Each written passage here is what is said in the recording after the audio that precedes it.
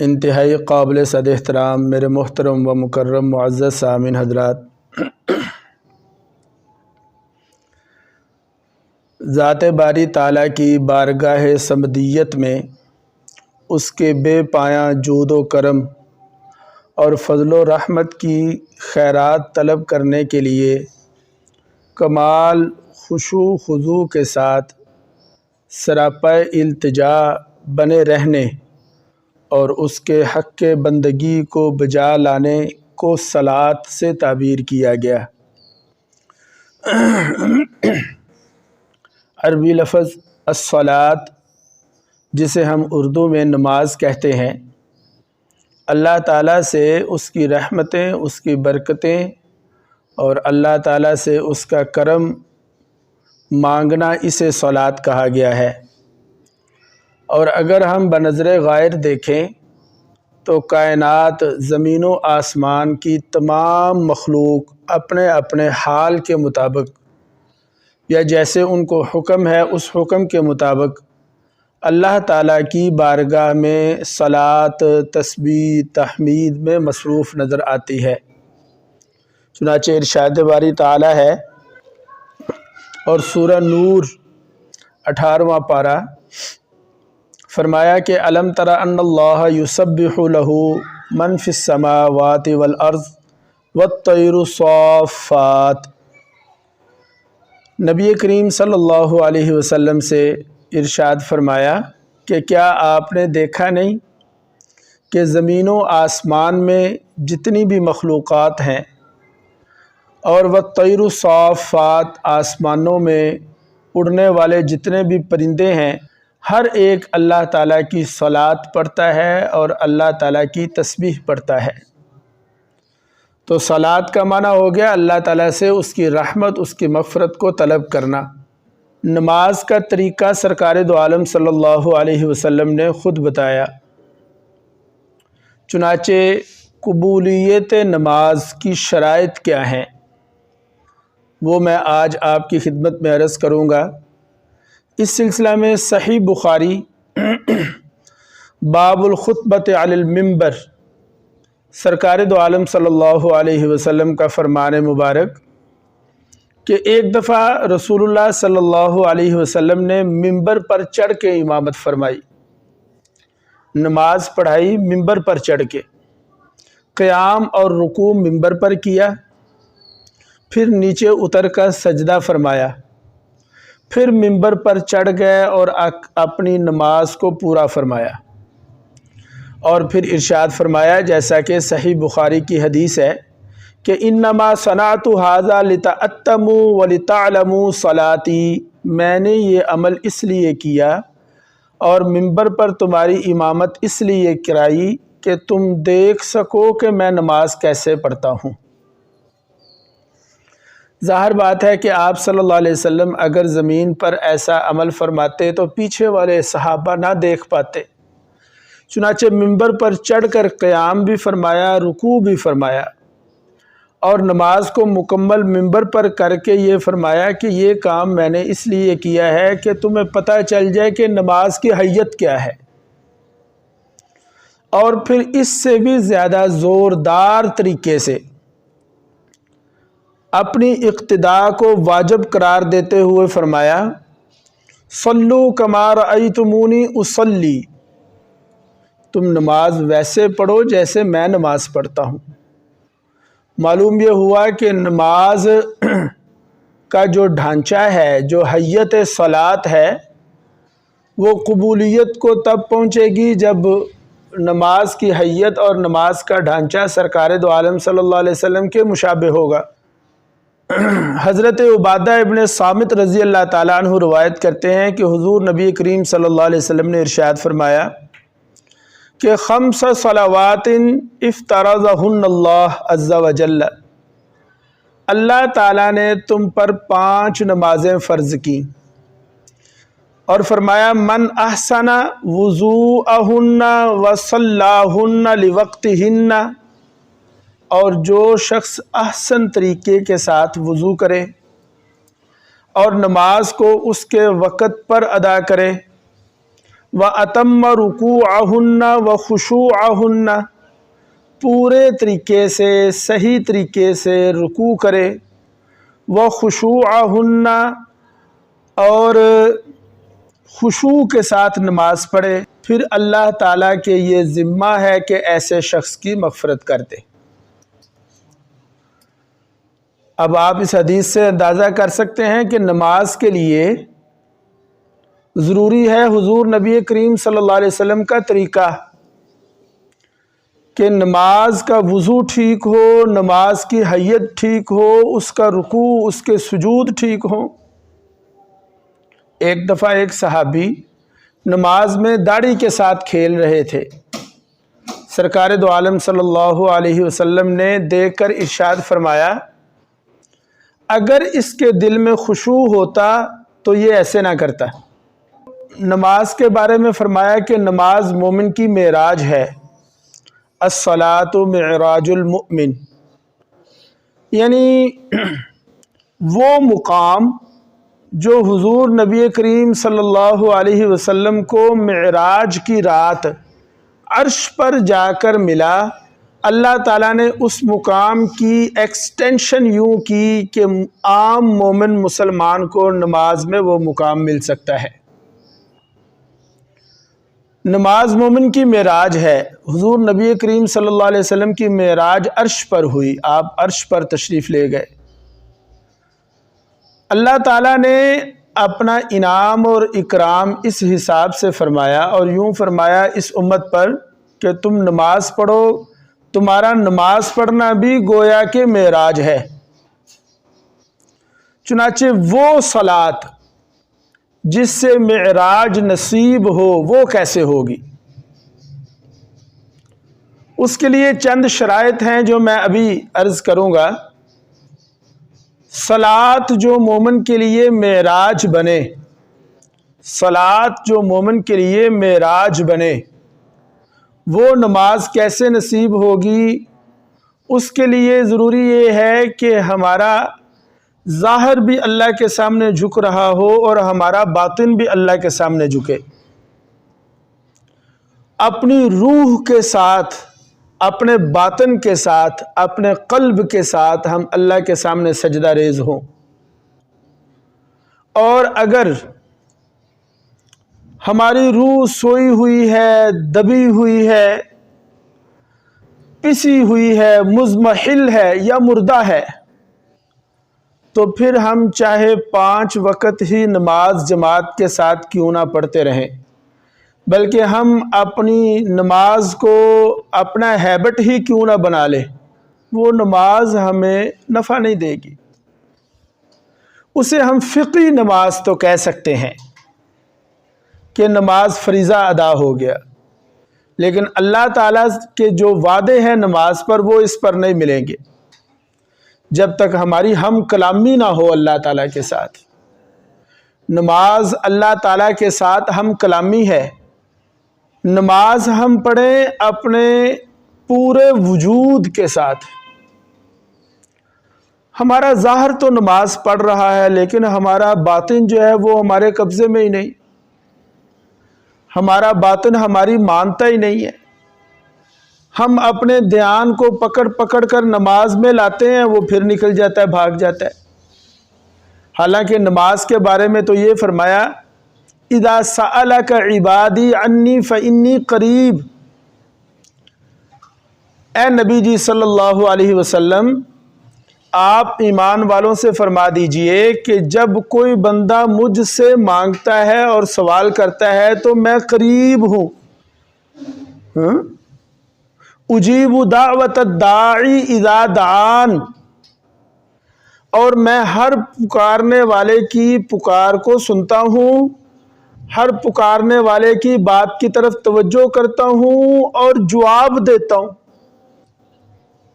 अब आप अंदाज़ा फरमा लें कि अल्लाह रब्बुल इज़्ज़त ना सिर्फ पुकारने वाले की पुकार को सुन रहे हैं बल्कि जवाब भी अनायत फरमा रहे हैं। लेकिन मेरे अजीज़ों दोस्तों, ऐसी नमाज कि हम अल्लाह को पुकारें और अल्लाह उस पर जवाब अनायत फरमाए, वो नमाज तब होगी جب ہم اپنے پورے وجود کے ساتھ جھکیں گے۔ وہ اقبال نے کہا کہ افلاک سے آتا ہے نالوں کا جواب آخر، افلاک سے آتا ہے نالوں کا جواب آخر، اٹھتے ہیں حجاب آخر، کرتے ہیں خطاب آخر۔ کہ ہم اگر اللہ کے سامنے روئیں گے تو اللہ کی طرف سے جواب آئے گا، اور اقبال کہتے ہیں کہ اٹھتے ہیں حجاب آخر، کرتے ہیں خطاب آخر۔ اللہ تعالیٰ خطاب کرتا ہے پھر بندوں کے ساتھ، اور یہ حدیث کا بھی مفہوم ہے۔ چنانچہ حضور نبی کریم صلی اللہ علیہ وسلم نے ارشاد فرمایا، اور حدیث قدسی ہے، کہ اللہ تعالیٰ فرماتا ہے کہ میں نے نماز کو اور سورہ فاتحہ کو اپنے اور اپنے بندوں کے درمیان آدھا آدھا تقسیم کیا ہوا ہے۔ چنانچہ جب بندہ کہتا ہے الحمدللہ رب العالمین، تو اللہ جواب میں کہتا ہے حمیدنی عبدی، میرے بندے نے میری تعریف کی۔ یہ اللہ کی طرف سے پہلی آیت کا جواب آ گیا۔ ہم نے کہا الحمدللہ رب العالمین، تو جواب آتا ہے، اللہ کہتا ہے حمیدنی عبدی۔ ہم کہتے ہیں الرحمن الرحیم، تو اللہ جواب میں ارشاد فرماتا ہے مجدنی عبدی، میرا بندہ میری بزرگی بیان کر رہا ہے۔ جو ہم سورہ فاتحہ کی ایک ایک آیت کر کے پڑھتے چلے جاتے ہیں، اللہ کی طرف سے جواب آتا چلا جاتا ہے۔ لیکن میرے عزیزو دوستو، ایسی نماز کہ ہم اللہ سے لینے والے بن جائیں کیسی ہوگی؟ اس کے لیے نماز کی کچھ شرائط ہیں۔ شرائط کا تعلق ہمارے ظاہر کے ساتھ بھی ہے، شرائط کا تعلق ہمارے باطن کے ساتھ بھی ہے۔ ظاہری شرائط 7 ہیں۔ جی، ظاہری شرائط، ادھر میری طرف توجہ کریں، ظاہری شرائط 7 ہیں۔ 6 بھی کہا گیا، 5 بھی کہا گیا، لیکن وہ تفصیلی شرائط 7 ہیں۔ نماز کی تفصیلی شرائط 7 ہیں ظاہری، اور نماز کی کچھ باطنی شرائط بھی ہیں۔ نماز کی باطنی شرائط 3 ہیں۔ نماز کی ظاہری شرائط کیا ہیں؟ ان میں سے نمبر 1 ہے طہارت۔ طہارت کے ضمن میں 3 چیزیں، نمبر 1 بدن کا پاک ہونا، نمبر 2 کپڑوں کا پاک ہونا، نمبر 3 جگہ کا پاک ہونا۔ یہ چیز ہے طہارت۔ چنانچہ اللہ تعالیٰ قرآن پاک میں ارشاد فرماتا ہے، یا ایھا الذین آمنوا اذا قمتم، جب تم میں سے کوئی آدمی نماز کا ارادہ کرے تو اسے چاہیے کہ فاغسلوا وجوہکم وایدیکم الی المرافق وامسحوا برؤوسکم وارجلکم الی الکعبین۔ اس آیت مبارکہ میں وضو کے یعنی طہارت کے 4 فرائض بیان کر دیے۔ لہذا پہلی شرط طہارت، بدن پاک ہو یعنی ہمارا وضو ہو، اور اگر ہم پر غسل ہے تو غسل سے ہم فارغ ہو چکے ہوں۔ نمبر 2 کپڑے پاک ہوں، یعنی کپڑوں پر کوئی ظاہری نجاست نہ لگی ہو، اور نمبر 3 جگہ پاک ہو۔ یہ طہارت کے ضمن میں 3 چیزیں۔ چنانچہ نماز کی پہلی شرط ہوگی پاکیزگی و طہارت۔ اللہ تعالیٰ قرآن پاک میں ارشاد فرماتا ہے، یا بنی آدم خذوا زینتکم عند کل مسجد، اے اولاد آدم، تم پر نماز کے وقت اپنا لباس یعنی زینت کو پاک اور صاف رکھ کر پہننا یہ ضروری ہے۔ خذوا زینتکم، یہ سورہ اعراف ہے۔ نماز کی یہ پہلی شرط میں نے عرض کر دی طہارت، اور اس کے ضمن میں 3 چیزیں۔ نماز کی دوسری شرط ہے ستر۔ بھائیو عزیزو دوستو، یہ بڑی اہم بات ہے، اور اس کی طرف ہماری توجہ بھی کم ہے، اور ہم اس میں بڑی سستی کر دیتے ہیں۔ میں آپ حضرات کی خدمت میں عرض کر دیتا ہوں کہ ستر عورت سے مراد کیا ہے۔ ستر کے ضمن میں ایک تو وہ حکم ہے جو مردوں کے لیے ہے اور ایک وہ حکم ہے جو عورتوں کے لیے ہے۔ چنانچہ جتنے احباب بیٹھے ہوئے ہیں ان کی خدمت میں گزارش ہے کہ ہم مردوں نے تو سن لیا کہ سطر کا حکم کیا ہے، عورتوں کو کون سنائے گا؟ کیوں جی؟ ابھی آپ یہاں سے سطر کا حکم سن کر جائیں گے تو گھر میں بیٹھی مستورات تک کون پہنچائے گا؟ چنانچہ اگر آپ سن رہے ہیں تو آپ کی یہ ذمہ داری ہے کہ گھر میں بیٹھی مستورات کو بھی یہ مسائل بتائے جائیں۔ ہمارے حضور نبی کریم صلی اللہ علیہ وسلم کی امت کا نصف، بلکہ نصف سے بھی زیادہ عورتوں اور بچوں کی شکل میں گھروں میں ہے۔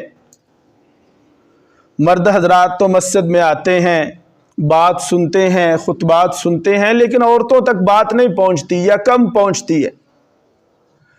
گھر کے مردوں کے یہ ذمہ ہے کہ وہ گھر کے اندر تعلیم کا حلقہ لگائیں اور اس میں ان باتوں کا تذکرہ کریں۔ چنانچہ مرد کا سطر کیا ہے؟ ناف سے لے کر گھٹنوں کے نیچے جو سفیدی ہے وہاں تک کا حصہ چھپانا، یہ مرد کا سطر ہے۔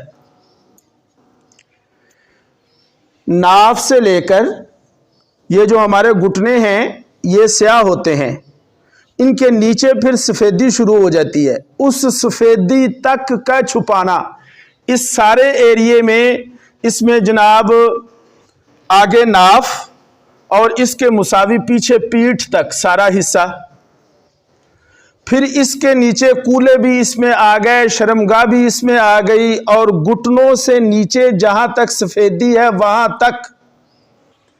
اگر کوئی آدمی نماز پڑھے اور نماز کے دوران اس کے گھٹنوں کی جھلک دکھائی دے گئی تو نماز مکروہ ہے، اور اگر گھٹنوں کے ساتھ رانیں بھی برہنہ ہو گئی تو نماز فاسد ہو جائے گی، نماز دوبارہ پڑھنی پڑے گی۔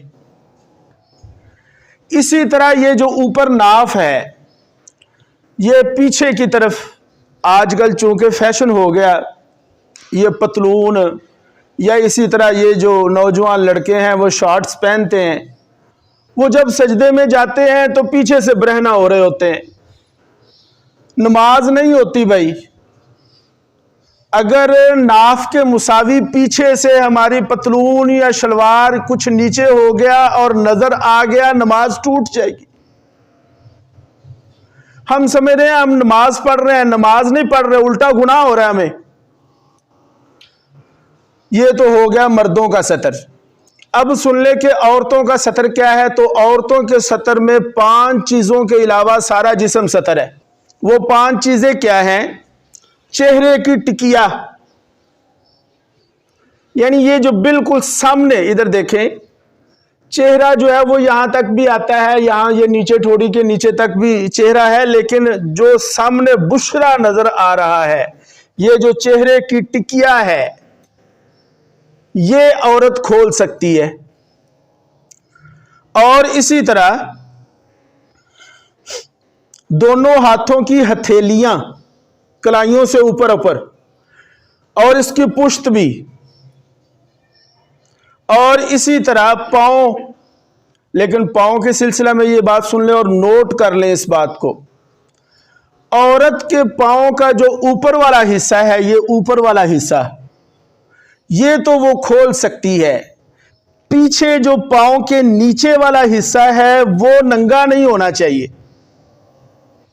لہذا عورت کو چاہیے کہ جرابیں پہن کر نماز پڑھے۔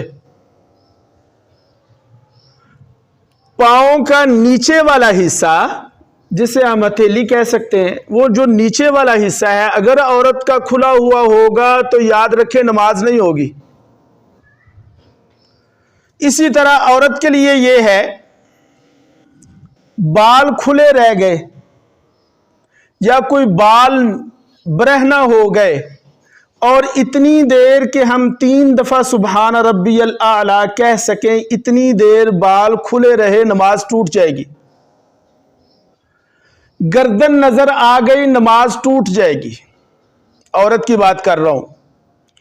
بالوں کی سیاہی نظر آ گئی، پہلے تو میں نے عرض کیا کہ بال نظر آ گئے، اب یہ ہے کہ بالوں کی سیاہی یعنی چادر یا اوڑھنی اتنی بریک لی ہوئی ہے کہ اندر سے جسم نظر آ رہا ہے، رانیں نظر آ رہی ہیں، پنڈلیاں نظر آ رہی ہیں، بالوں کی سیاہی نظر آ رہی ہے، کپڑا باریک ہے، نماز نہیں ہوگی۔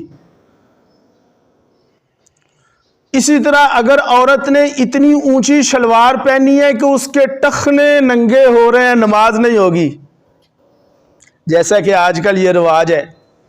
پھر شریعت کا مزاج یہ ہے کہ جس چیز کو جس چیز کے لیے جیسے بنایا گیا ہے اس کو ویسے ہی استعمال کرنا۔ لہذا اگر کوئی شخص الٹی قمیض پہن کر نماز پڑھے گا، نماز نہیں ہوگی، کیونکہ اس کو درزی نے بنایا سیدھا ہے۔ الٹا پجامہ پہن کر نماز پڑھے گا، نماز نہیں ہوگی۔ اگر کسی نے ویسٹ کوٹ پہن لی اور الٹی پہن کر نماز پڑھی، نماز نہیں ہوگی۔ یہ جو ہمارے بازو ہیں اگر تو ویسے درزی نے بنائے ہی اتنے ہیں تو پھر تو نہیں، لیکن اگر اس نے پورے بنائے ہیں تو بازوؤں کو اوپر کر کے نماز پڑھنا، نماز نہیں ہوگی۔ شلوار کو اوپر سے فولڈ کرنا اور پینٹ کو نیچے سے فولڈ کرنا، اگر ایسا کریں گے نماز نہیں ہوگی۔ یہ مسائل ہیں سطر کے، ان کی طرف ہماری توجہ ہی نہیں ہے۔ اتنا چست لباس پہننا، ٹائٹ لباس پہننا کہ جناب جسم کے اعضاء واضح ہو رہے ہو، نماز نہیں ہوتی۔ لیکن چونکہ آج کل پتلون کا رواج ہے، اگر ڈھیلی ڈالی پتلون پہنی ہوئی یعنی جس سے وہ اعضاء ظاہر نہیں ہو رہا ہے، پھر تو اجازت دی جا سکتی ہے۔ لیکن اگر پینٹ پتلون اتنی ٹائٹ پہنی ہوئی ہے کہ وہ جناب جسم کے ساتھ ایسے جڑی ہوئی ہے اور اعضاء بھی نظر آ رہے ہیں، ان کی حیت مشابت بھی واضح ہو رہی ہے، نماز نہیں ہوتی۔ اچھا جی، نماز کی تیسری شرط، نماز کی تیسری شرط ہے پابندی وقت۔ کیا جی؟ نماز کو اس کے وقت میں ادا کرنا۔ لہذا اوقات بھی میں آپ کو بتا دیتا ہوں کہ ہر نماز کا وقت کیا ہے۔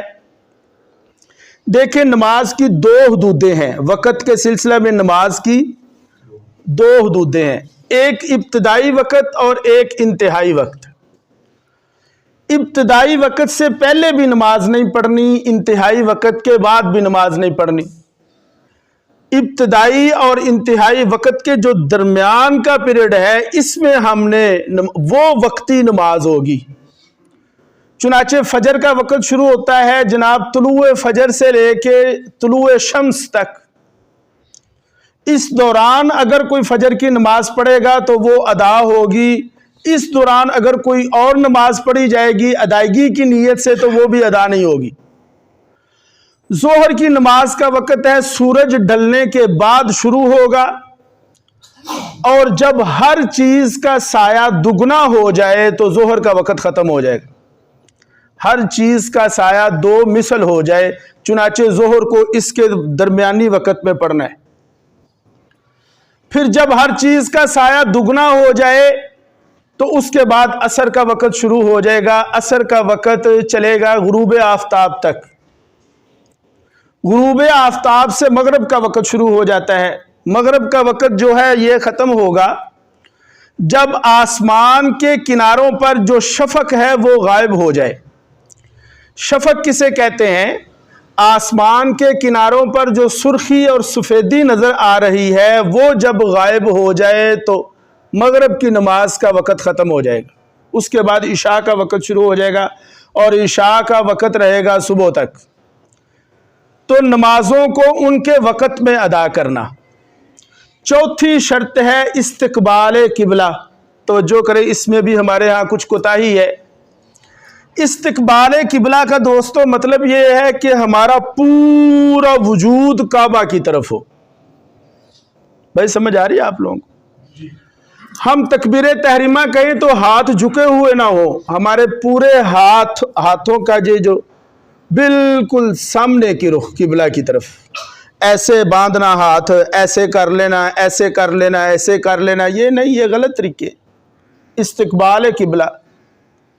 پھر اس میں ہمارے پاؤں جو ہے نا اس میں کوتاہی ہو جاتی ہے، ہمارے پاؤں جو ہے نا وہ باہر کو نکلے کھلے ہوئے ہوتے ہیں، پاؤں بالکل سیدھا قبلہ کی طرف ہو، اور ہماری نگاہ تکبیر تحریمہ کہتے وقت بھی قبلہ کی طرف ہو، زمین پر نہیں۔ اللہ تعالیٰ قرآن پاک میں ارشاد فرماتا ہے فَوَلِّ وَجْهَكَ شَطْرَ الْمَسْجِدِ الْحَرَامِ، تمہیں یہ چاہیے کہ تم مسجد حرام کی طرف منہ کرو، لہذا یہ ہے استقبال قبلہ۔ پانچویں اس کے لیے شرط نیت۔ آپ جانتے ہیں کہ تمام اعمال کی بنیاد اور تمام اعمال کا دار و مدار نیت پر ہے۔ یہ تو میں نے آپ کو بیان کر دی ظاہری اس کی ساری شرائط، نماز کی قبولیت کی ظاہری شرائط۔ تین شرائط باطنی ہیں، وہ بھی مختصراً سن لیں۔ نمبر 1 توجہ۔ کیا جی؟ کیا؟ پورے وجود کے ساتھ، دھیان کے ساتھ اللہ کی طرف متوجہ ہونا۔ نمبر 2 خشوع۔ چنانچہ خشوع کے بارے میں حکم یہ ہے، بیان القرآن میں لکھا گیا کہ خشوع اگرچہ ادائے صلاۃ کے لیے شرط اور موقوف علیہ نہیں ہے، لیکن خشوع قبولیت صلاۃ کے لیے شرط ہے۔ خشوع کے بغیر نماز تو ادا ہو جائے گی، خشوع کے بغیر نماز قبول نہیں ہوگی۔ پھر اس میں یہ مسئلہ ہے کہ نماز ادا کہاں کرنی ہے، یہ بھی بڑا اہم مسئلہ ہے۔ مردوں کے لیے یہ ہے کہ نماز مسجد میں آ کر ادا کریں، اور عورتیں جو ہیں وہ گھر میں ادا کریں۔ یہاں ضمناً یہ بھی سن لیں کہ مسجد سے مراد کون سی مسجد ہے، تو نوٹ کریں اس بات کو کہ مرد کے لیے حکم یہ ہے کہ وہ مسجد میں آ کر نماز ادا کرے، لہذا مسجد سے مراد اپنے محلہ کی مسجد، اپنے محلہ کی مسجد۔ علماء نے لکھا کہ ایک شخص ایسا ہے وہ یہ دیکھتا ہے کہ محلے کی مسجد میں چند لوگ ہوتے ہیں، اور دوسری بڑی دور جو مسجد ہے اس مسجد میں بہت بڑا مجمع ہوتا ہے۔ وہ یہ سوچتا ہے کہ وہاں جا کر نماز پڑھوں، وہاں لوگ زیادہ ہوتے ہیں تو اجر زیادہ ہوگا۔ علماء نے لکھا غلط ہے۔ اپنے محلے کی مسجد کو چھوڑ کر دوسری مسجد میں جا کر نماز ادا کرنا یہ پسندیدہ نہیں۔ نوٹ کریں اس بات کو، یہ پسندیدہ نہیں ہے، بلکہ پسندیدہ عمل کیا ہے کہ تم اپنے محلے کی مسجد کو آباد کرو۔ اور آپ جانتے نہیں اس بات کو کہ اعتکاف کرنے والا محلے کی مسجد میں اعتکاف کرے، تراویح پڑھنے والا محلے کی مسجد میں تراویح پڑھے، اسی طرح نماز با جماعت پڑھنے والا بھی اپنے محلے کی مسجد میں، اور محلے کی مسجد کو آباد کرنا حق ہے۔ جو شخص نماز کی ادائیگی کے لیے محلے کی مسجد کو چھوڑ کر کسی اور مسجد میں جماعت کے ساتھ نماز پڑھے گا، وہ محلے کی مسجد کا حق کھا رہا ہے، حق غصب کر رہا ہے، اس کے ذمہ یہ حق ہوگا۔ اس بات کو نوٹ کریں ذرا۔ اللہ تعالیٰ سے دعا ہے اللہ کہے سنے پر عمل کی توفیق